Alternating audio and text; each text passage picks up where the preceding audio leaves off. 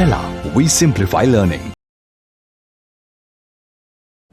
Hello friends, +2 ഫിസിക്സിന്റെ 4th chapter ആണ് moving charges and magnetism. ഈ ചാപ്റ്ററാണ് നമ്മളിവിടെ ഡീറ്റെയിൽ ആയി ഡിസ്കസ് ചെയ്യാൻ പോകുന്നത്. നിങ്ങളുടെ എൻസിആർ ടെക്സ്റ്റിലെ എല്ലാത്തരം കോൺസെപ്റ്റും ലൈൻ ബൈ ലൈൻ നമ്മളിവിടെ ഡീകോഡ് ചെയ്യാൻ പോകുകയാണ്. അതുപോലെ നിങ്ങളുടെ എൻസിആർ ടെക്സ്റ്റിൽ ക്വസ്റ്റ്യൻസ് ഉണ്ട്, സോൾവ് ചെയ്ത ക്വസ്റ്റ്യൻസ് ഉണ്ട്, സോൾവ് ചെയ്യാത്ത ക്വസ്റ്റ്യൻസ് ഉണ്ട്. എല്ലാത്തരം ക്വസ്റ്റ്യൻസും വളരെ ഡീറ്റെയിൽ ആയി എക്സ്പ്ലെയിൻ ചെയ്യും, അതുപോലെ സിമ്പിളായി നമ്മളിവിടെ സോൾവ് ചെയ്യും. സോ സമയം കളയുന്നില്ല, നമുക്ക് ടോപ്പിക്കിലേക്ക് പോവാം. നമ്മുടെ ചാപ്റ്ററിൻ്റെ പേരാണ് moving charges and magnetism. Moving charge, ഒരു ചാർജ് മൂവ് ചെയ്യുകയാണ്. For example current. നമ്മൾ കഴിഞ്ഞ ചാപ്റ്റർ അതാണ് കറണ്ട് ഇലക്ട്രിസിറ്റിയിൽ പഠിച്ചതാണ്. ചാർജിൻ്റെ ഒഴുക്കാണ് കറണ്ട് എന്ന് പറയുന്നത്. സോ മൂവിംഗ് ചാർജ് എന്ന് കേട്ട് കഴിഞ്ഞാൽ നിങ്ങൾ മനസ്സിൽ വരണം current, just electric current. Electric കറണ്ടിൻ്റെ മാഗ്നറ്റിസം അല്ലെങ്കിൽ മാഗ്നറ്റിക് ഇഫക്റ്റിനെ പറ്റിയാണ് നമ്മളിവിടെ പഠിക്കാൻ പോണത്. സോ കറണ്ട് ഉണ്ടാക്കുന്ന മാഗ്നറ്റിക് ഇഫക്ട്സിനെ പറ്റിയാണ് പഠിക്കാൻ പോണത്. കറണ്ടിന്, ഇലക്ട്രിക് കറണ്ടിന് പ്രധാനമായിട്ടും 3 രീതിയിൽ ഇഫക്റ്റ് ഉണ്ടാക്കാൻ കഴിയും. സോ ഇലക്ട്രിക് കറണ്ടിന് പ്രധാനമായിട്ടും 3 രീതിയിലെ ഇഫക്ട്സ് ഉണ്ട്. ഏതൊക്കെയാണെന്ന് അറിയാമോ? ഹീറ്റിംഗ് ഇഫക്റ്റ്,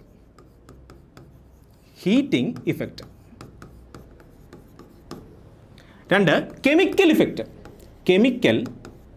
ഇഫക്റ്റ്, അടുത്തതാണ് നമുക്ക് പഠിക്കാനുള്ളത് മാഗ്നറ്റിക് ഇഫക്റ്റ്. സോ കറണ്ടിൻ്റെ ഹീറ്റിംഗ് ഇഫക്റ്റിനെ പറ്റി നമ്മൾ 10th പഠിച്ചു കാണും, അല്ലെങ്കിൽ ചെറിയ ക്ലാസ്സിൽ പഠിച്ചു കാണും. എന്താണ്? ഒരു കണ്ടക്ടർ ഉണ്ട്, കണ്ടക്ടറിലൂടെ കറണ്ട് കടന്നു പോവുകയാണ്, ഐ എന്ന കറണ്ട് കടന്നു പോവുകയാണ്. അപ്പോൾ കണ്ടക്ടർ ചൂടാകും, അത് ഹീറ്റിനെ പ്രൊഡ്യൂസ് ചെയ്യും, പഠിച്ചിട്ടുണ്ട്. കെമിക്കൽ ഇഫക്റ്റ്, അത് കെമിസ്ട്രി പഠിച്ചതാണ്. ഇലക്ട്രോളിസിസ്, അവിടെ നമ്മൾ പഠിച്ചതാണ് കറണ്ടിൻ്റെ കെമിക്കൽ ഇഫക്റ്റിനെ പറ്റി. ഇനി പഠിക്കാൻ പോകുന്നതാണ് കറണ്ടിൻ്റെ മാഗ്നറ്റിക് ഇഫക്റ്റിനെ പറ്റി. കറണ്ട് കാന്തമായിട്ട് മാറും. സോ ഒരു കണ്ടക്ടറിലൂടെ കറണ്ട് കടന്നു പോകുമ്പോൾ ആ കണ്ടക്ടർ കാന്തമായിട്ട് മാറുന്നതിനെ പറ്റിയാണ് നമ്മൾ ഈ ചാപ്റ്ററിൽ പഠിക്കാൻ പോകുന്നത്. ആ കാന്തൻ്റെ സ്വഭാവം എന്താണ്, ആ കാന്തം ഉണ്ടാക്കുന്ന, ആ മാഗ്നറ്റ് ഉണ്ടാക്കുന്ന ഫീൽഡിനെ പറ്റി പഠിക്കും, അതിൻ്റെ പ്രോപ്പർട്ടീസിനെ പറ്റി പഠിക്കും, തുടങ്ങിയ കാര്യങ്ങളാണ് നമ്മളിവിടെ ഡിസ്കസ് ചെയ്യാൻ പോകുന്നത്. അപ്പോൾ മാഗ്നറ്റിസം, ആക്ച്വലി ഇതൊരു പുതിയ വാക്കായിരിക്കും നിങ്ങൾക്ക് അല്ലേ, മാഗ്നറ്റിസം എന്നത്. ചെറിയ ക്ലാസ്സിലൊക്കെ പഠിച്ചു കാണും മാഗ്നറ്റിക് എഫക്റ്റിനെ പറ്റിയൊക്കെ. പക്ഷേ ഇവിടെ നമ്മൾ ഡീറ്റെയിൽ ആയിട്ട് പഠിക്കാൻ പോകുന്നത് മാഗ്നറ്റിസത്തെ പറ്റി. നിങ്ങൾ എവിടെയാണ് മാഗ്നറ്റ് എന്ന് കേട്ടത്? ചെറിയ ക്ലാസ്സിൽ 8ാം ക്ലാസ്സിലോ 9ാം ക്ലാസ്സിലൊക്കെ മാഗ്നറ്റ് കേട്ടിട്ടുണ്ട് അല്ലേ? സോ ഇവിടെ ഞാൻ മാഗ്നറ്റ് എടുക്കാൻ പോവാണ്. മാഗ്നറ്റിന് 2 പോളുണ്ട്. ഞാൻ വേറെ മാഗ്നറ്റ് എടുത്തു, അതിനും 2 പോളുണ്ട്. ഈ സൗത്ത് പോൾ മറ്റേ മാഗ്നറ്റിൻ്റെ നോർത്ത് പോൾ എന്ത് ചെയ്യും? അട്രാക്റ്റ് ചെയ്യും. എൻ്റെ ക്വസ്റ്റ്യൻ ഇതാണ്, ഈ മാഗ്നറ്റിന് എങ്ങനെ മനസ്സിലായി അപ്പുറത്തൊരു മാഗ്നറ്റ് ഇരിക്കുന്ന കാര്യം? എന്നാലേ അട്രാക്ട് ചെയ്യത്തുള്ളൂ. അതിന് കാരണം ഈ മാഗ്നറ്റ് എന്തുകൊണ്ട് പ്രൊഡ്യൂസ് ചെയ്യും? മാഗ്നറ്റിക് ഫീൽഡിനെ പ്രൊഡ്യൂസ് ചെയ്യും. സോ മാഗ്നറ്റ് എന്ത് പ്രൊഡ്യൂസ് ചെയ്യും? മാഗ്നറ്റിക് ഫീൽഡിനെ പ്രൊഡ്യൂസ് ചെയ്യും. നമ്മൾ ചെറിയ ക്ലാസ്സിൽ പഠിച്ചത് മാഗ്നറ്റിക് ഫീൽഡ് എവിടെ നിന്ന് എങ്ങോട്ടാണെന്നാണ്? നോർത്ത് പോളിൽ നിന്നും സൗത്ത് പോളിലേക്കാണെന്നാണ്. പക്ഷേ ഇവിടെ വേറൊരു മാജിക് നടക്കുന്നുണ്ട്. ഈ മാഗ്നറ്റിൻ്റെ ഉള്ളിൽ വെച്ച് സൗത്തിൽ നിന്നും നോർത്തിലേക്ക് സഞ്ചരിക്കും. അപ്പോൾ മാഗ്നറ്റിക് ഫീൽഡ് എന്ന് പറഞ്ഞാൽ എന്താണ്? ഒരു ക്ലോസ്ഡ് ലൂപ്പാണ്. മാഗ്നറ്റിക് ഫീൽഡ് എന്ന് പറഞ്ഞാൽ എന്താണ്? ക്ലോസ്ഡ് ലൂപ്പാണ്. അത് മാഗ്നറ്റിൻ്റെ ഉള്ളിൽ വെച്ച് സൗത്തിൽ നിന്ന് നോർത്ത് സഞ്ചരിക്കും. ഇനിയാണെങ്കിൽ പുറത്താണെങ്കിലോ നോർത്തിൽ നിന്നും സൗത്തിലേക്ക് സഞ്ചരിക്കും. ഈ മാഗ്നറ്റിക് ഫീൽഡും ഇതിൻ്റെ മാഗ്നറ്റിക് ഫീൽഡും തമ്മിലുണ്ടാക്കുന്ന ഇൻട്രാക്ഷനാണ് ഇവയുടെ ഫോഴ്സിന് കാരണം. സോ ഈ മാഗ്നറ്റിനെ എങ്ങനെ മനസ്സിലായി തൊട്ടപ്പുറത്ത് മാഗ്നറ്റ് ഇരിക്കുന്ന കാര്യം? ഇവനൊരു മാഗ്നറ്റിക് ഫീൽഡിനെ പ്രൊഡ്യൂസ് ചെയ്യും. ഈ മാഗ്നറ്റിക് ഫീൽഡ് മറ്റേ കാന്തത്തിൻ്റെ, മറ്റേ മാഗ്നറ്റിൻ്റെ മാഗ്നറ്റിക് ഫീൽഡുമായിട്ട് ഇൻട്രാക്ട് ചെയ്യും. അപ്പോൾ ഈ ഇൻട്രാക്ഷനാണ് മാഗ്നറ്റിക് ഫോഴ്സിന് കാരണം. സോ ഫീൽഡുകൾ തമ്മിലുള്ള, മാഗ്നറ്റിക് ഫീൽഡുകൾ തമ്മിലുള്ള ഇൻട്രാക്ഷനാണ് മാഗ്നറ്റിക് ഫോഴ്സിന് കാരണം. അത്തരം ഫോഴ്സിനെ വിളിക്കുന്ന പേരാണ്, ഈ ഫീൽഡുകൾ തമ്മിലുള്ള ഇൻട്രാക്ഷൻ ഉണ്ടാക്കുന്ന ഫോഴ്സിനെ വിളിക്കുന്ന പേരാണ് non contact force. Non contact force. So non contact force. വേറെ പേരുണ്ട് ഫീൽഡ് ഫോഴ്സ്.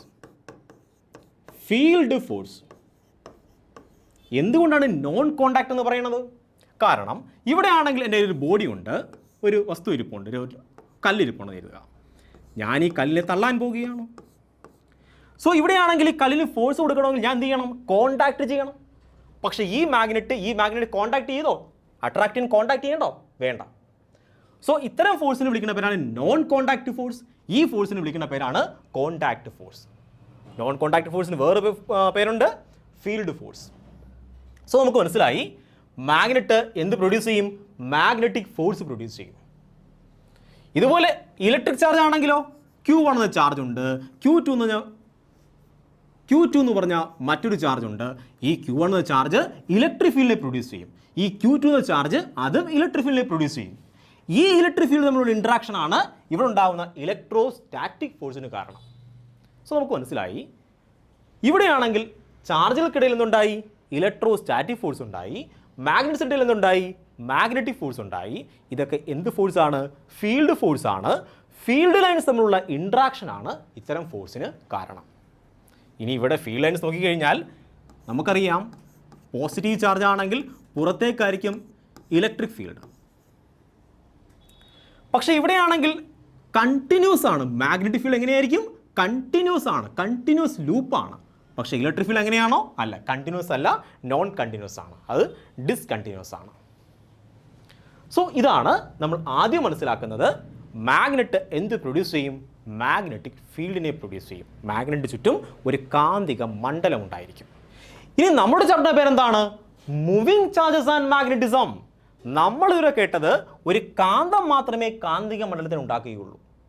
പക്ഷേ ഇവിടെ നമ്മൾ പഠിക്കാനുള്ളത് എന്താണ്? മൂവിങ് ചാർജ്, സഞ്ചരിക്കുന്ന ചാർജ്. അതെന്തിനെ പ്രൊഡ്യൂസ് ചെയ്യണം? മാഗ്നറ്റിക് ഫീൽഡിനെ അല്ലെങ്കിൽ മാഗ്നറ്റിസം പ്രൊഡ്യൂസ് ചെയ്യണം, മാഗ്നറ്റിക് ഇഫക്റ്റ് പ്രൊഡ്യൂസ് ചെയ്യണം. സോ നമുക്ക് നോക്കാം. എൻ്റെ കയ്യിൽ ഒരു ചാർജ് ഉണ്ട്. ഇവിടെ എൻ്റെ കയ്യിൽ ഒരു പോസിറ്റീവ് ചാർജ് ഉണ്ട്, +Q എന്ന ഒരു പോസിറ്റീവ് ചാർജ് ഉണ്ട്, +Q. ഈ ചാർജിന് നമ്മുടെ ഈ യൂണിവേഴ്സിൽ പ്രധാനമായും രണ്ടേ സ്റ്റേറ്റിലേക്ക് കാണാൻ കഴിയുകയുള്ളൂ. ഒന്നുകിൽ അത് റെസ്റ്റിലായിരിക്കും, അല്ലെങ്കിലോ അത് മോഷനിലായിരിക്കും. ഈ രണ്ട് അവസ്ഥയിൽ മാത്രമേ ഈ ചാർജിന് ഈ യൂണിവേഴ്സിൽ നിലനിൽക്കാൻ കഴിയുകയുള്ളൂ. അപ്പോൾ ചാർജ് ഒന്നുകിൽ എന്തിലായിരിക്കും? അത് റെസ്റ്റിലായിരിക്കും. ചാർജ് എന്തിലായിരിക്കും? റെസ്റ്റിലായിരിക്കും. അല്ലെങ്കിൽ എന്തായിരിക്കും? അത് മോഷനിലായിരിക്കും. മോഷൻ എന്ന് പറഞ്ഞു കഴിഞ്ഞാൽ നമുക്ക് കുറച്ചും കൂടെ പ്രിസൈസ് ആയിട്ട് പറയാം. അത് ഒന്നുകിൽ യൂണിഫോം മോഷനിലായിരിക്കും. Uniform motion. എന്തുവാണ് കുഞ്ഞുങ്ങളെ യൂണിഫോം മോഷൻ എന്ന് പറഞ്ഞു കഴിഞ്ഞാൽ? യൂണിഫോം മോഷൻ എന്ന് പറഞ്ഞു കഴിഞ്ഞാൽ ഒരേ വേഗതയിൽ പോയിക്കൊണ്ടേയിരിക്കുകയാണ്. അപ്പോൾ ഒന്നുകിൽ ചാർജ് യൂണിഫോം മോഷനിലായിരിക്കും, അല്ലെങ്കിൽ നോൺ യൂണിഫോം മോഷനിലായിരിക്കും. എന്തോ നോൺ യൂണിഫോം മോഷൻ എന്ന് പറഞ്ഞു കഴിഞ്ഞാൽ സ്പീഡ് കൂടാം, സ്പീഡ് കുറയാം, അല്ലെങ്കിൽ പിന്നെ റെസ്റ്റിലാവാം. അപ്പോൾ സ്പീഡ് കൂടി പോയിക്കൊണ്ടിരിക്കുകയാണ്, അല്ലെങ്കിൽ സ്പീഡ് കുറഞ്ഞ് അവസാനം റെസ്റ്റിലാവുകയാണ്. ഇതൊക്കെ നോൺ യൂണിഫോം മോഷനാണ്. For example, uniform acceleration. Uniform acceleration. അപ്പോൾ ഇവിടെ എന്താണ്? സ്പീഡ് കൂടിക്കൊണ്ടേയിരിക്കുകയാണ്. അപ്പോൾ ചാർജ് റെസ്റ്റിലാണെങ്കിൽ, എൻ്റെ കയ്യിൽ ഒരു ചാർജ് ഉണ്ട്, ഈ ചാർജ് അനങ്ങാതിരിക്കുകയാണ്, റെസ്റ്റിലാണ്. അങ്ങനെയെങ്കിൽ ഈ ചാർജ് ഇലക്ട്രിക് ഫീൽഡിനെ മാത്രമേ പ്രൊഡ്യൂസ് ചെയ്യുകയുള്ളൂ. നമുക്കറിയാം ചാർജ് എന്തിനെ പ്രൊഡ്യൂസ് ചെയ്യും? റെസ്റ്റിലിരിക്കുന്ന ചാർജ് ഇലക്ട്രിക് ഫീൽഡിനെ പ്രൊഡ്യൂസ് ചെയ്യുന്നത് പഠിച്ചിട്ടുണ്ട് ഇലക്ട്രോസ്റ്റാറ്റിക്സിൽ, ഇലക്ട്രിക് ചാർജസ് ആൻഡ് ഫീൽഡ്സിൽ. ആ കാര്യങ്ങൾ മാത്രമാണ് നമ്മൾ പഠിച്ചത് അല്ലേ? അപ്പോൾ ചാർജ് റെസ്റ്റിലാണെങ്കിൽ അത് ഇലക്ട്രിക് ഫീൽഡിനെ ഉണ്ടാക്കും. ഇനി ചാർജ് യൂണിഫോം മോഷനിലാണെങ്കിലോ? ചാർജ് യൂണിഫോം മോഷനിലാണെങ്കിൽ അത് ഇലക്ട്രിക് ഫീൽഡിനോടൊപ്പം മാഗ്നറ്റിക് ഫീൽഡിനെയും പ്രൊഡ്യൂസ് ചെയ്യും. ഓക്കെ, മാഗ്നറ്റിക് ഫീൽഡിനെ നമ്മൾ B എന്ന അക്ഷരം കൊണ്ടാണ് സൂചിപ്പിക്കുന്നത്. ഇതൊരു വെക്ടർ ക്വാണ്ടിറ്റിയാണ്. ഇലക്ട്രിക് ഫീൽഡിനെ നമ്മൾ E എന്നാണ് സൂചിപ്പിച്ചത്. അതുപോലെ മാഗ്നറ്റിക് ഫീൽഡിനെ B എന്ന അക്ഷരം കൊണ്ടാണ് സൂചിപ്പിക്കുന്നത്. സോ ചാർജ് ആണെങ്കിൽ യൂണിഫോം മോഷനിലാണെങ്കിൽ, ചാർജ് ഒരേ വേഗതയിൽ പോയിക്കൊണ്ടേയിരിക്കുകയാണെങ്കിൽ അതെന്തൊക്കെ പ്രൊഡ്യൂസ് ചെയ്യും? ഇലക്ട്രിക് ഫീൽഡിനെ പ്രൊഡ്യൂസ് ചെയ്യും, അതുപോലെ മാഗ്നറ്റിക് ഫീൽഡിനെയും പ്രൊഡ്യൂസ് ചെയ്യും. ഇനി ചാർജ് യൂണിഫോം ആക്സിലറേഷനിലാണെങ്കിൽ അല്ലെങ്കിൽ ഓസിലേഷനിലാണെങ്കിൽ, എക്സാമ്പിളാണ് സിമ്പിൾ ഹാർമോണിക് മോഷൻ. അപ്പോൾ ചാർജ് ആക്സിലറേഷനിലോ അല്ലെങ്കിൽ ഓസിലേഷനിലോ ആണെങ്കിൽ അത് എന്തൊക്കെ പ്രൊഡ്യൂസ് എന്നറിയാമോ? അത് ഇലക്ട്രിക് ഫീൽഡിനെ പ്രൊഡ്യൂസ് ചെയ്യും, അതുപോലെ മാഗ്നറ്റിക് ഫീൽഡിനെ പ്രൊഡ്യൂസ് ചെയ്യും. അതുമാത്രമല്ല ഇലക്ട്രോ മാഗ്നറ്റിക് വേവ്സിനെയും പ്രൊഡ്യൂസ് ചെയ്യും. ഇലക്ട്രോ മാഗ്നറ്റിക് വേവ് കേട്ടിട്ടുണ്ടോ? വൈദ്യുത കാന്തിക തരംഗങ്ങൾ. ഫോർ എക്സാമ്പിൾ ലൈറ്റ് ഒരു ഇലക്ട്രോ മാഗ്നറ്റിക് വേവ് ആണ്, ഇതൊരു എനർജിയാണ്. സോ ചാർജ് യൂണിഫോം ആക്സിലറേഷനിലോ അല്ലെങ്കിൽ ഓസിലേഷനിലോ ആണെങ്കിൽ എന്തായിരിക്കും? അത് ഇലക്ട്രിക് ഫീൽഡിനെ പ്രൊഡ്യൂസ് ചെയ്യും, മാഗ്നറ്റിക് ഫീൽഡിനെ പ്രൊഡ്യൂസ് ചെയ്യും, അതുപോലെ ഇലക്ട്രോ മാഗ്നറ്റിക് വേവ്സിനെയും പ്രൊഡ്യൂസ് ചെയ്യും. അതായത് അത് എനർജി ലിബറേറ്റ് ചെയ്യും, പുറത്തേക്ക് കളയും. ഇതിനെപ്പറ്റി നമ്മൾ ഇലക്ട്രോ മാഗ്നറ്റിക് വേവ്സ് എന്നൊരു ചാപ്റ്റർ തന്നെ ഉണ്ട്, ആ ചാപ്റ്ററിൽ പഠിക്കും. സോ ഈ കാര്യം നമ്മൾ ആ ചാപ്റ്ററിൽ പഠിക്കും. ഇവിടെ നമ്മൾ പഠിക്കാൻ പോകുന്നത് എന്താണ്? ചാർജിൻ്റെ യൂണിഫോം മോഷനെ പറ്റിയാണ്. ചാർജ് യൂണിഫോം മോഷനിൽ പോയിക്കൊണ്ടിരിക്കുകയാണ്. അപ്പോൾ എന്ത് പ്രൊഡ്യൂസ് ചെയ്യും? മാഗ്നറ്റിക് ഫീൽഡിനെ പ്രൊഡ്യൂസ് ചെയ്യും. സോ നമ്മുടെ ചാപ്റ്ററിൻ്റെ പേരെന്താണ്? Moving charges and magnetism. So ഇവിടെ നമ്മൾ പഠിക്കുന്നത് ചാർജിൻ്റെ യൂണിഫോം മോഷൻ മാത്രമാണ്. ചാർജ് എവിടെ മൂവ് ചെയ്താലും, ഈ ചാപ്റ്ററിൽ ചാർജ് എവിടെ മൂവ് ചെയ്ത് കണ്ടാലും അത് എന്ത് മോഷനിലായിരിക്കും? അത് യൂണിഫോം മോഷനിലായിരിക്കും.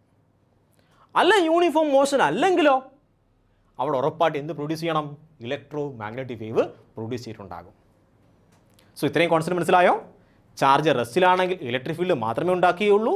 ചാർജ് യൂണിഫോം മോഷനിലാണെങ്കിൽ ഇലക്ട്രിക് ഫീൽഡിനോടൊപ്പം മാഗ്നറ്റിക് ഫീൽഡ് ഉണ്ടാക്കും.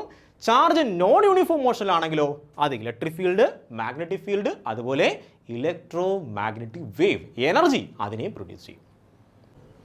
സോ ഇലക്ട്രിസിറ്റി, മാഗ്നറ്റിസം, ഇത് രണ്ടും രണ്ട് വ്യത്യസ്തമായ കോൺസെപ്റ്റായിട്ടാണ് 18-ാം നൂറ്റാണ്ട് വരെ ആൾക്കാർ മനസ്സിലാക്കിയത്. ഇലക്ട്രിസിറ്റി വേറെ, മാഗ്നറ്റിസം വേറെ. പക്ഷെ 18-ാം നൂറ്റാണ്ടിലാണ് ഇലക്ട്രിസിറ്റിയും മാഗ്നറ്റിസവും ഒരു നാണയത്തിൻ്റെ രണ്ട് വശങ്ങളാണെന്ന് കണ്ടെത്തിയത്. അതായത് അന്യോന്യം ബന്ധപ്പെട്ട് കിടക്കുന്ന രണ്ട് ശാസ്ത്രശാഖകളാണ് ഇലക്ട്രിസിറ്റിയും മാഗ്നറ്റിസവും. ഇത് മനസ്സിലാക്കിയത് 18-ാം നൂറ്റാണ്ടിലാണ്. ഇത് കണ്ടെത്തിയത് 18-ാം നൂറ്റാണ്ടിൽ ഒയസ്റ്റഡ് എന്ന സയൻറ്റിസ്റ്റാണ്. അദ്ദേഹം വളരെ ആക്സിഡൻ്റലായിട്ട് കണ്ടെത്തിയതാണ് ഇത്. ഈ എക്സ്പെരിമെൻറ്റിനെ പിന്നീട് ഒയസ്റ്റഡ് എക്സ്പെരിമെൻ്റ് എന്നറിയപ്പെട്ടു. നമ്മൾ അതാണ് ഇനി പഠിക്കാൻ പോണത്. ഇലക്ട്രിസിറ്റിയും മാഗ്നറ്റിസവും ഒന്നാണ് എന്ന് കണ്ടെത്തിയ കണ്ടെത്തിയ എക്സ്പെരിമെൻറ്റ്. സോ നമുക്ക് നോക്കാം ഒയസ്റ്റഡ് എക്സ്പെരിമെൻറ്റ് എന്താണെന്ന്. വളരെ സിമ്പിൾ എക്സ്പെരിമെൻ്റ് ആണ്, വളരെ സിമ്പിളാണ്. ഇതൊരു ബാറ്ററിയാണ്, അതൊരു വയറുമായിട്ട് കണക്ട് ചെയ്തിട്ടുണ്ട്. സോ ഒരു സിമ്പിൾ സർക്യൂട്ടാണ്. ബാറ്ററിയുടെ പോസിറ്റീവ് ടെർമിനൽ ഇതാണ്, ഇത് നെഗറ്റീവ് ടെർമിനലാണ്. പോസിറ്റീവ് ടെർമിനലിൽ നിന്ന് കറണ്ട് ഇങ്ങനെ പുഴ പോലെ ഒഴുകി ഒഴുകി ഒഴുകി ഒഴുകി ഒഴുകി ഒഴുകി ഇവിടെ എന്ത് ചെയ്യും? ഇവിടെ വന്നു തരും. സോ കറണ്ട് ഇങ്ങനെ ഒഴുകി ഒഴുകി എത്തും. സോ ഇത് സിംപ്ലി ഒരു കറണ്ട് ക്യാരിയിങ് കണ്ടക്ടറാണ് അല്ലേ? ഇതൊരു കറണ്ട് ക്യാരിയിങ് കണ്ടക്ടറാണ്. അതേമാണെങ്കിൽ അറിയാതെ ഒരു കോമ്പസ്, ഒരു മാഗ്നറ്റിക് കോമ്പസ്, ഒരു കാന്തിക സൂചി, വടക്ക് നോക്കി യന്ത്രം നമ്മളുടെ ഈ കണ്ടക്ടറിനെ അടുത്ത് കൊണ്ടുവച്ചു. അപ്പോൾ അതേ നോക്കിയപ്പോഴത്തേക്കും ഈ കോമ്പസ് എന്ത് ചെയ്യുന്ന അറിയാമോ? അതാണെങ്കിൽ ഡിഫ്ലക്റ്റ് ചെയ്യുന്നുണ്ട്, വ്യതിചലിക്കുന്നുണ്ട്. അതെങ്ങനെ സംഭവിച്ചു? കാര്യം നമുക്കറിയാം, കോമ്പസ് എന്ന് പറയുന്നത് എന്താണ്? അതൊരു പെർമനന്റ് മാഗ്നറ്റ് ആണ്. അതിനൊരു നോർത്ത് പോളുണ്ട്, ഒരു സൗത്ത് പോളുണ്ട്. അത് മാഗ്നറ്റിക് ഫീൽഡ് ലൈൻസിനെ ഉണ്ടാക്കുന്നുണ്ട്. ഇതൊരു പെർമനന്റ് മാഗ്നറ്റ് ആണ്. നമ്മൾ നേരത്തെ തുടക്കം പഠിച്ചതാണ് ഒരു മാഗ്നറ്റിനെ മൂവ് ചെയ്യിക്കണമെങ്കിൽ അല്ലെങ്കിൽ മാഗ്നറ്റിക് ഫോഴ്സ് ആക്ട് ചെയ്യണമെങ്കിൽ മറ്റൊരു മാഗ്നറ്റിക് ഫീൽഡ് വേണം. സോ മാഗ്നറ്റിക് ഫീൽഡുമായിട്ട് മാത്രമേ ഇൻട്രാക്ട് ചെയ്യുകയുള്ളൂ, ഇലക്ട്രിക് ഫീൽഡുമായിട്ട് ഇൻട്രാക്ട് ചെയ്യുകയില്ല. ഗ്രാവിറ്റേഷണൽ ഫീൽഡുമായിട്ട് മാത്രമേ ഇൻട്രാക്ട് ചെയ്യത്തുള്ളൂ, ഇലക്ട്രിക് ഫീൽഡോട് ഇൻട്രാക്ട് ചെയ്യുകയില്ല. സോ വ്യത്യസ്തങ്ങളായ ഫീൽഡുകൾ തമ്മിൽ ഇൻട്രാക്ട് ചെയ്താൽ ഫോഴ്സ് ഉണ്ടാകുകയില്ല. സോ ഫോഴ്സ് ഉണ്ടാകണമെങ്കിൽ ഇലക്ട്രിക് ഫീൽഡോട് ഇൻട്രാക്ട് ചെയ്യണം. ചാർജുമായിട്ട് ഇൻട്രാക്ട് ചെയ്യുമ്പോഴേ എന്ത് ചെയ്തുള്ളൂ? അവിടെ ഇലക്ട്രോസ്റ്റാറ്റിക് ഫോഴ്സ് ഉണ്ടാകുകയുള്ളൂ. സോ ഇലക്ട്രിക് ഫീൽഡുമായിട്ട് ഇൻട്രാക്ട് ചെയ്യുമ്പോഴാണ് ഇലക്ട്രോസ്റ്റാറ്റിക് ഫോഴ്സ് ഉണ്ടാകുന്നത്. മാഗ്നറ്റിക് ഫീൽഡുമായിട്ട് ഇൻട്രാക്ട് ചെയ്യുമ്പോഴാണ് മാഗ്നറ്റിക് ഫോഴ്സ് ഉണ്ടാകുന്നത്. സോ ഇവിടെയാണെങ്കിൽ ഈ കോമ്പസ് ഡിഫ്ലക്റ്റ് ചെയ്യാൻ കാരണം മാഗ്നറ്റിക് ഫോഴ്സ് ആണ്. ഇത് മാഗ്നറ്റ് ആണ്, മാഗ്നറ്റിക് ഫോഴ്സ് ആക്ട് ചെയ്യണം. അങ്ങനെ മാഗ്നറ്റിക് ഫോഴ്സ് ആക്ട് ചെയ്യണമെങ്കിൽ മറ്റെവിടുന്ന് ഒരു ഫീൽഡ് ഇതിനെ ഇൻട്രാക്ട് ചെയ്യണം. മറ്റെവിടുന്നാണ് ഫീൽഡ് ഇൻട്രാക്ട് ചെയ്യണത്?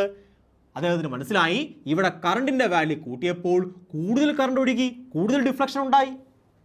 കറണ്ടിൻ്റെ വാല്യൂ കുറച്ചപ്പോൾ കുറഞ്ഞ ഡിഫ്ലക്ഷൻ ഉണ്ടായി. കറണ്ടിൻ്റെ വാല്യൂ റിവേഴ്സ് ചെയ്തപ്പോൾ ഞാൻ ഈ ബാറ്ററി തലതിരിച്ചു കൊടുത്തപ്പോഴത്തേക്കും ഡിഫ്ലക്ഷനും തലതിരിഞ്ഞു. അദ്ദേഹത്തിന് മനസ്സിലായി എന്ത്? ഈ ബാറ്ററി അല്ലെങ്കിൽ ഈ കറണ്ട് ആണ് എന്തിന് കാരണം? ഈ ഡിഫ്ലക്ഷന് കാരണം. സോ കറണ്ട് ക്യാരിയിങ് കണ്ടക്ടർ ആണ് എന്തിനെ പ്രൊഡ്യൂസ് ചെയ്യണത്? മാഗ്നറ്റിക് ഫീൽഡിനെ പ്രൊഡ്യൂസ് ചെയ്യുന്നത്. ഈ മാഗ്നറ്റിക് ഫീൽഡാണ് നമ്മുടെ കോമ്പസിനെ ഡിഫ്ലക്റ്റ് ചെയ്യിച്ചത്. അദ്ദേഹത്തിന് മനസ്സിലായി കറണ്ട് ക്യാരിങ് കണ്ടക്ടർ. ഇതൊരു കറണ്ട് ക്യാരിങ് കണ്ടക്ടറാണ്. The current carrying conductor can produce magnetic field. Current carrying കണ്ടക്ടറിന് എന്ത് പ്രൊഡ്യൂസ് ചെയ്യാൻ കഴിവുണ്ട്? മാഗ്നറ്റിസം അല്ലെങ്കിൽ കാന്തികത പ്രൊഡ്യൂസ് ചെയ്യാൻ കഴിവുണ്ട്. ഇതൊരു കുഞ്ഞി കാന്തമാണ്. ആര്? നമ്മുടെ കറണ്ട് ക്യാരിങ് കണ്ടക്ടർ എന്ന് പറഞ്ഞാൽ ഒരു കുഞ്ഞി കാന്തമാണ്. അതിലൂടെ പോകുന്ന കാന്തത്തിൻ്റെ അല്ലെങ്കിൽ അതിലൂടെ പോകുന്ന കറണ്ടിൻ്റെ വാല്യൂ കൂടുന്നതനുസരിച്ച് കുഞ്ഞി കാന്തം വലിയ വലിയ കാന്തമായിട്ട് മാറും. അതിൻ്റെ മാഗ്നറ്റിക് ഫീൽഡും കൂടും. സോ ഈ കാര്യം നമുക്ക് മനസ്സിലായി, OS മനസ്സിലായി. പക്ഷേ വേറെ സംശയമുണ്ട്. കറണ്ട് ക്യാരിങ് കണ്ടക്ടർ ആണെങ്കിൽ മാഗ്നറ്റിക് ഫീൽഡ് ഉണ്ടാക്കുമെന്ന് പറഞ്ഞു. അങ്ങനെയെങ്കിൽ മാഗ്നറ്റിക് ഫീൽഡ് ലൈൻസും വേണം, ഇതുപോലെ വരയ്ക്കാനും പറ്റണം. നമുക്കറിയാം മാഗ്നറ്റിക് ഫീൽഡ് എന്ന് പറഞ്ഞാൽ എന്താണ്? ക്ലോസ്ഡ് ലൂപ്പാണ്. ഇങ്ങനെ സർക്കുലാർ ക്ലോസ്ഡ് ലൂപ്പാണ് അല്ലേ? അങ്ങനെയെങ്കിൽ ഇവിടെയും ക്ലോസ്ഡ് ലൂപ്പ് ആയിരിക്കും ഉണ്ടാവണത്. അപ്പോൾ ഈ ലൂപ്പിന് ഡയറക്ഷൻ വേണം. കാര്യം എന്താണ്? കറണ്ട് കടന്നു പോവുകയാണ്, മാഗ്നറ്റിക് ഫീൽഡ് ഉണ്ടാകും. ആ മാഗ്നറ്റിക് ഫീൽഡിന് ഡയറക്ഷൻ വേണം. അത് സർക്കുലർ ലൂപ്പാണ്, ക്ലോസ് ലൂപ്പാണ്. അതിന് ഡയറക്ഷൻ വേണം. ഈ മാഗ്നറ്റിക് ഫീൽഡിന് ഡയറക്ഷൻ വേണം. പിന്നീട് ഫ്ലെമിംഗ്, മാക്സ്വെൽ തുടങ്ങിയ സയൻറ്റിസ്റ്റുകൾ ഇതിനു വേണ്ടി വർക്ക് ചെയ്തു. അങ്ങനെ ഫ്ലെമിംഗ് കണ്ടെത്തി ഫ്ലെമിംഗ് റൈറ്റ് ഹാൻഡ് റൂൾ. അദ്ദേഹം പറഞ്ഞു കറണ്ട് കടന്നു പോകുന്ന ഡയറക്ഷൻ ഇതാണ്. കറണ്ട് കടന്നു പോകുന്ന ഡയറക്ഷൻ ഈ ഡയറക്ഷനിൽ തമ്പ് പിടിച്ചു ഞാൻ. അങ്ങനെയെങ്കിൽ ബാക്കി ഫിംഗേഴ്സ് നിങ്ങൾ എങ്ങനെയാണോ മടക്കുന്നത് ആ ഡയറക്ഷനിലായിരിക്കും magnetic field direction. So magnetic field ഈ ഡയറക്ഷനിലാണ്, ഇവിടെ ഈ ഡയറക്ഷനിലാണ്. അപ്പോൾ കറണ്ട് ഇങ്ങനെയാണെങ്കിൽ നിങ്ങൾ എന്ത് ചെയ്യണം? കൈ റൈറ്റ് ഹാൻഡിൻ്റെ തമ്പ് ഇങ്ങനെ പിടിക്കണം. ഇങ്ങനെ പിടിക്കുമ്പോൾ ബാക്കി ഫിംഗേഴ്സ് എങ്ങനെയാണ് നിങ്ങൾ മടക്കുന്നത്? നിങ്ങൾ ഇങ്ങനെയാണ് മടക്കുന്നത്. അങ്ങനെയെങ്കിൽ മാഗ്നറ്റിക് ഫീൽഡ് എങ്ങനെയായിരിക്കും? ആ ബാക്കി ഫിംഗേഴ്സ് മടക്കിയ ഡയറക്ഷനിലായിരിക്കും. അതിന് മനസ്സിലായി. അപ്പോൾ OS എക്സ്പ്ലെയിൻ എന്ത് പറഞ്ഞു? മാഗ്നറ്റിക് ഫീൽഡ് ആര് പ്രൊഡ്യൂസ് ചെയ്യും? കറണ്ട് ക്യാരിങ് കണ്ടക്ടർ പ്രൊഡ്യൂസ് ചെയ്യും. So current carrying conductor can produce magnetic field എന്ന് OS കണ്ടെത്തി.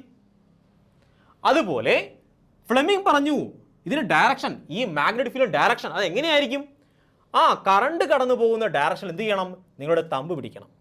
അങ്ങനെയെങ്കിൽ ബാക്കി ഫിംഗേഴ്സ് എങ്ങനെയാണോ മടക്കുന്നത് ആ ഡയറക്ഷനിലാണ് മാഗ്നറ്റിക് ഫീൽഡ് ആക്ട് ചെയ്യുന്നത്. ഇതാരാ കണ്ടെത്തിയത്?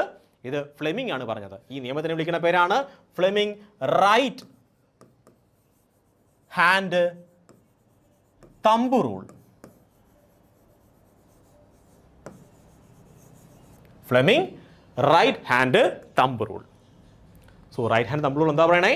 കറണ്ട് കടന്നു പോകുന്ന ഡയറക്ഷനിൽ നിങ്ങൾ തമ്പ് പിടിക്കുക, റൈറ്റ് ഹാൻഡ് തമ്പ് പിടിക്കുക. ബാക്കി ഫിംഗേഴ്സ് എങ്ങനെയാണോ മടക്കുന്നത് ആ ഡയറക്ഷനിലായിരിക്കും മാഗ്നറ്റിക് ഫീൽഡ്. സോ നമുക്ക് എന്തൊക്കെ മനസ്സിലായി? Current carrying conductor magnetic field ഉണ്ടാക്കും, ആ മാഗ്നറ്റിക് ഫീൽഡിൻ്റെ ഡയറക്ഷനും മനസ്സിലായി. ഇനി ഞാൻ നിങ്ങളോട് ക്വസ്റ്റ്യൻ ചോദിക്കാൻ പോവുകയാണ്. ഇവിടെ നമുക്ക് മനസ്സിലായി ഒരു കറണ്ട് ക്യാരിങ് കണ്ടക്ടർ ഉണ്ട്. ആ കറണ്ട് ക്യാരിങ് കണ്ടക്ടർ എന്തിൽ പ്രൊഡ്യൂസ് ചെയ്യും? മാഗ്നറ്റിക് ഫീൽഡിനെ പ്രൊഡ്യൂസ് ചെയ്യും. ആ മാഗ്നറ്റിക് ഫീൽഡിൻ്റെ ഡയറക്ഷൻ നമുക്ക് മനസ്സിലായി. കറണ്ട് ക്യാരിങ് കണ്ടക്ടറിന് ഇലക്ട്രിക് ഫീൽഡ് പ്രൊഡ്യൂസ് ചെയ്യാൻ കഴിവുണ്ടോ? അത് മാഗ്നറ്റിക് ഫീൽഡ് ഉണ്ടാക്കുന്നത് പഠിച്ചു. അപ്പോൾ മനസ്സിലാക്കി മാഗ്നറ്റിക് ഫീൽഡ് ഉണ്ടാക്കും. കറണ്ട് ക്യാരിങ് കണ്ടക്ടറിന് ഇലക്ട്രിക് ഫീൽഡ് ഉണ്ടാക്കാൻ കഴിവുണ്ടോ? ആക്ച്വലി ഒരു കൺഫ്യൂസിങ് ക്വസ്റ്റ്യൻ ആണ്. കൺഫ്യൂഷൻ്റെ കാരണം നമ്മൾ പല ആൾക്കാരും വിചാരിച്ചിരിക്കുന്നത് കറണ്ട് ക്യാരിങ് കണ്ടക്ടറിന് ഇലക്ട്രിക് ഫീൽഡ് ഉണ്ടാക്കാൻ കഴിവുണ്ടെന്നാണ്. പക്ഷേ തെറ്റാണ്. കറണ്ട് ക്യാരിങ് കണ്ടക്ടറിന് ഇലക്ട്രിക് ഫീൽഡ് ഉണ്ടാക്കുവാൻ കഴിവില്ല. എന്ത് മാത്രമേ പ്രൊഡ്യൂസ് ചെയ്യത്തുള്ളൂ? മാഗ്നറ്റിക് ഫീൽഡ് മാത്രമേ പ്രൊഡ്യൂസ് ചെയ്യത്തുള്ളൂ. സോ നമുക്ക് ഡീറ്റെയിൽ ആയിട്ട് നോക്കാം എന്തുകൊണ്ടാണ് current carrying conductor electric field produce ചെയ്യാത്തത്. അതിന് കാരണം ഞാനൊരു കറണ്ട് ക്യാരിങ് കണ്ടക്ടർ എടുക്കാൻ പോവാണ്. ഇതൊരു കണ്ടക്ടറാണ്. ആ കണ്ടക്ടറിലൂടെ കറണ്ട് കടന്നു പോവുകയാണ്. ഒരു കറണ്ട് ക്യാരിങ് കണ്ടക്ടറാണ്. ഇവിടെ ഞാൻ 2 കൂളോം ചാർജ് കടത്തി വിട്ടു. അങ്ങനെയെങ്കിൽ 2 കൂളോം ചാർജ് തന്നെ പുറത്തിറങ്ങി വരണം. എന്തുമാത്രം ചാർജാണോ അങ്ങോട്ട് വരുന്നത് അത്രയും ചാർജ് തന്നെ ഇറങ്ങി വരികയും ചെയ്യും. സോ കണ്ടക്ടറിലേക്ക് എന്തുമാത്രം ചാർജാണോ കയറുന്നത് അത്രയും ചാർജ് എന്ത് ചെയ്യും? അത് ഇറങ്ങി വരികയും ചെയ്യും. അങ്ങനെയെങ്കിൽ ഈ കണ്ടക്ടറിൽ ഒരു ചാർജും തളം കെട്ടിക്കിടക്കുകയില്ല. കെട്ടിക്കിടക്കുമോ? ഇല്ല, ഒരു ചാർജും കെട്ടിക്കിടക്കില്ല. എന്തുമാത്രം ചാർജാണോ അകത്തേക്ക് കയറിയത് അത്രയും ചാർജ് പുറത്തു പോവുകയും വേണം. So what is the net charge inside the conductor? Current carrying കണ്ടക്ടറിനകത്തുള്ള നെറ്റ് ചാർജ് Q നെറ്റിൻ്റെ വാല്യൂ എത്രയായിരിക്കും? 0 ആയിരിക്കും. അപ്പോൾ നെറ്റ് ചാർജ് 0 ആണെങ്കിൽ പുറത്ത് ഇലക്ട്രിക് ഫീൽഡ് ഉണ്ടോ? ഇലക്ട്രിക് ഫീൽഡിൻ്റെ വാല്യൂ എത്രയായിരിക്കും? 0 ആയിരിക്കും. നമുക്കറിയാം ചാർജാണ് എന്തിനെ പ്രൊഡ്യൂസ് ചെയ്യുന്നത്? ഇലക്ട്രിക് ഫീൽഡിനെ പ്രൊഡ്യൂസ് ചെയ്യുന്നത്. സോ ഒരു കണ്ടക്ടറിന് പുറത്ത് ഇലക്ട്രിക് ഫീൽഡ് വേണമെങ്കിൽ ആ കണ്ടക്ടർ എന്തായിരിക്കണം? ചാർജ് ചെയ്യപ്പെട്ടിട്ടുണ്ടാവണം. ഫോർ എക്സാമ്പിൾ, ഇവിടെയാണെങ്കിൽ എൻ്റെ കയ്യിൽ ഒരു കണ്ടക്ടർ ഉണ്ട്, ഞാൻ ആ കണ്ടക്ടറിനെ ചാർജ് ചെയ്തു, ഒരു കമ്പി പിടിച്ച് ചാർജ് ചെയ്തു, അങ്ങനെയെങ്കിൽ എനിക്ക് പറയാം പുറത്തെന്തുണ്ട്? ഇലക്ട്രിക് ഫീൽഡ് ഉണ്ട്. പക്ഷേ കറണ്ട് ക്യാരിങ് കണ്ടക്ടർ എന്തിനു പ്രൊഡ്യൂസ് ചെയ്തില്ല? ഇലക്ട്രിക് ഫീൽഡ് പ്രൊഡ്യൂസ് ചെയ്തില്ല. പക്ഷേ കറണ്ട് ക്യാരിങ് കണ്ടക്ടറിനകത്ത് ഇലക്ട്രിക് ഫീൽഡ് ഉണ്ട്. ഓക്കെ, ഞാനൊരു കറണ്ട് ക്യാരിങ് കണ്ടക്ടർ എടുക്കാൻ പോവുകയാണ്. ഈ കണ്ടക്ടറിനകത്ത് ഇലക്ട്രിക് ഫീൽഡ് ഉണ്ടാകും. എവിടെയാണ്? അകത്ത്. പുറത്ത് എത്രയാണ് ഇലക്ട്രിക് ഫീൽഡിൻ്റെ വാല്യൂ? 0. പുറത്ത് ഇലക്ട്രിക് ഫീൽഡ് കാണുകയില്ല, അകത്ത് മാത്രമേ എന്ത് കാണുകയുള്ളൂ? ഇലക്ട്രിക് ഫീൽഡ് കാണുകയുള്ളൂ. സോ എന്തുകൊണ്ടാണ് ഇവിടെ ഇലക്ട്രിക് ഫീൽഡ് വന്നത്?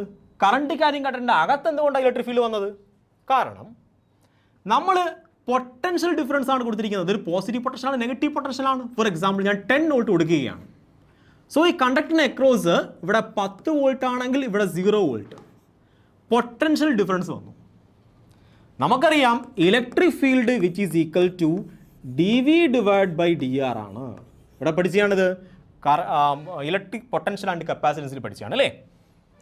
സോ ഇവിടെ എന്താണ്? dV എന്ന് പറഞ്ഞാൽ ചേഞ്ച് ഇൻ പൊട്ടൻഷ്യൽ, പൊട്ടൻഷ്യൽ വ്യത്യാസം. പൊട്ടൻഷ്യൽ വ്യത്യാസം ഉണ്ടെങ്കിൽ ഉറപ്പായിട്ടും എന്ത് വരും?